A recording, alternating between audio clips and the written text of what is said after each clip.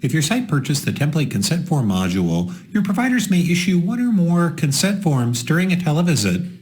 To issue consent forms, the provider clicks Prepare and selects the desired consent form. In this example, I'll issue an authorization to audio and video record and a release of information form.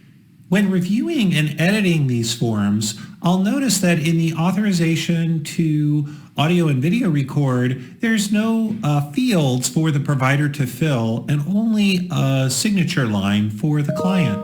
So the provider clicks Next. However, for the authorization to release and exchange personal health information, there is information in the form for the provider to complete. When the provider has added information into the necessary fields, clicking Next posts the consent forms on the client portal. In the client portal, the client will see that they have consent forms waiting for them to review by clicking on Consent Forms. The client sees two unsigned consent forms. To view them, the client clicks on View. In the authorization to audio and video record, the client reviews the document and digitally signs it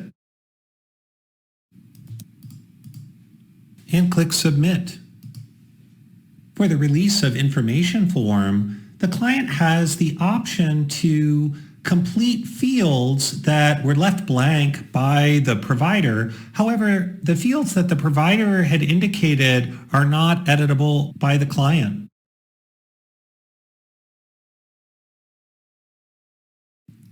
After the client has added information form, they click here to sign.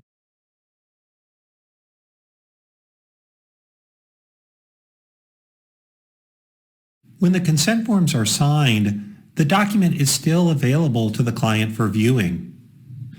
From the provider's perspective, in P&C chart under the consent form, the provider may see the signed consent forms by reviewing consent forms and clicking on the row with a specific consent form.